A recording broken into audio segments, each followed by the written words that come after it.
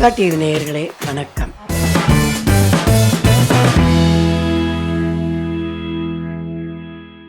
இப்போ நம்ம செட்டிநாடு குழிப்பணியாரம் எப்படி செய்கிறதுன்னு பார்க்க போகிறோம்.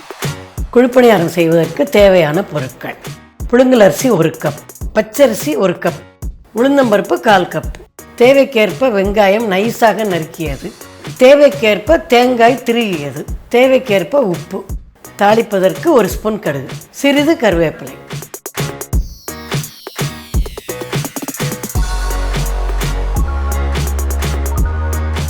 குழிப்பணியாரத்துக்கு தொட்டுக்கிறதுக்கு மிளகாய் சட்னி நல்லாயிருக்கும்.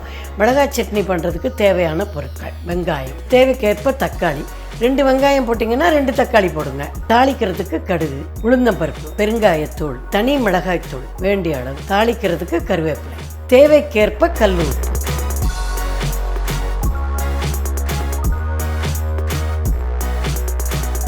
இப்போ குழிப்பணியார மாவு ரெடி ஆயிடுச்சு. இது நான் ஏற்கனவே சொன்னேன் இல்லையா, 1 கப்பு புழுங்கலரிசி, 1 கப் பச்சரிசி, 1/4 கப்பு உளுந்தம்பருப்பு, வெந்தயம் போட்டு ஊற வச்சு நைட்டே அரைச்சி வெளியில் வைக்கணும். அதுக்கு வேண்டிய அளவு உப்பை போட்டு வெளியில் வைக்கணும்.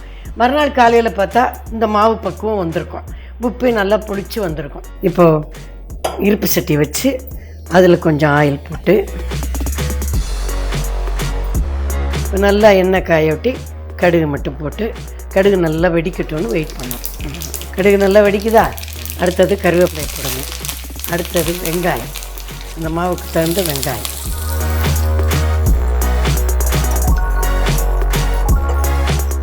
கொஞ்சம் வெங்காயம் நல்லா வதங்கின உடனே இந்த மாவுக்கு தகுந்த தேங்காய் பூ.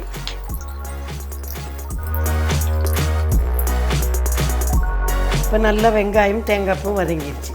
நம்ம எடுத்து மாவில் கொட்டிக்கணும். மாவை நல்லா கலக்கி எல்லாம் நல்லா மிக்ஸ் ஆகிற அளவுக்கு வெங்காயமெல்லாம் கலக்கிட்டு குழிப்பணியார சட்டி, இதுக்குன்னு ஒரு பாத்திரம் இருக்குது, குழிப்பணியார சட்டி, அது கொஞ்சம் காயட்டும்னு வெயிட் பண்ணிவிட்டு நல்லா சூடாகணுன்னு எல்லா இதுலேயும் படுற மாதிரி ஆயில் போட்டு கொஞ்சம் 1 ஸ்பூன் எடுத்தாலே எல்லாத்துக்கும் ஆயில் வந்துடும். நல்லா காஞ்சோன்னா மாவு. இப்போ நல்லா நமக்கு சட்டி காஞ்சிருச்சு, எண்ணெயும் காஞ்சிருச்சு. இப்படி கரண்டிகள் எடுத்து அழகாக ஒன்றொன்னா,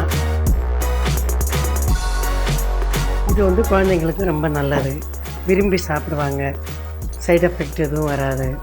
இப்போ எல்லாத்துலேயும் ஊற்றிட்டோமா, ஊற்றிட்டு லேசாக மூடி போட்டு மூடி வைக்கணும், சீக்கிரம் வேணும். இப்போ வெந்துருச்சான்னு பார்க்கலாம். நல்லா வெந்துருச்சு. இதுக்குன்னு ஒரு குச்சி மரத்தாலே இருக்கும், இது எல்லா இடத்துலையும் கிடைக்கும். அந்த மாதிரி இந்த குழிப்பணியாரத்தை இப்படி திருப்பி விட்டோம்னா வெந்துடும், 2 பக்கமும் நல்லா வெந்துடும். திருப்பி ஆயில் போட வேண்டாம், முதல்ல போட்ட ஆயிலே போதும். நல்லா ரெடி ஆயிடுச்சு.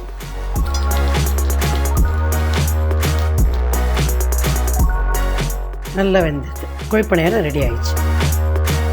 இப்போ நம்ம தக்காளி, வெங்காயம், மிளகாய், உப்பு எல்லாம் போட்டு அரைச்சிருக்கோம். சட்னி ரெடி ஆயிடுச்சு. இப்போ இந்த சட்னியை நம்ம எண்ணெய் போட்டு கடுகெல்லாம் போட்டு தாளித்து கொட்டணும். அதுக்கு சட்னிக்கு வேண்டிய ஆயில் கொஞ்சமாக ஊற்றினா போகணும்.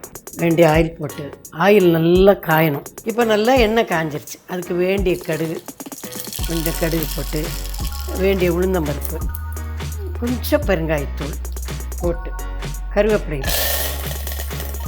கடுகு நல்லா வெடிக்க விட்டணும். உளுந்தம்பருப்பு வெந்துச்சுன்னா சட்னி அதில் ஊற்றி நல்லா கொதிக்க விட்டால் தக்காளி சட்னி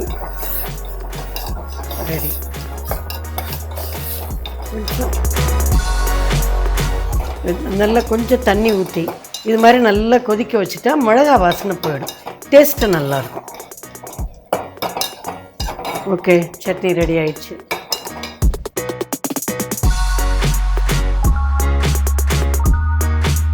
இப்போ நம்ம குழிப்பணியாரம் எப்படி செய்கிறதுன்னு பார்த்தோம். நீங்களும் இதை வீட்டில் செஞ்சு பாருங்கள். இதில் ஏதாவது உங்களுக்கு டவுட் இருந்தால் கீழே கமெண்ட்ஸ் பாக்ஸில் போடுங்க, நான் உங்களுக்கு பதில் சொல்கிறேன். இந்த வீடியோ உங்களுக்கு பிடிச்சிருந்தால் லைக் பண்ணுங்கள், கமெண்ட்ஸ் பண்ணுங்கள், மறக்காமல் பக்கா டிவியை சப்ஸ்கிரைப் பண்ணுங்கள். மீண்டும் ஒரு நல்ல செட்டிநாடு டிஷ்ஷோடு உங்களை சந்திக்கிறேன்.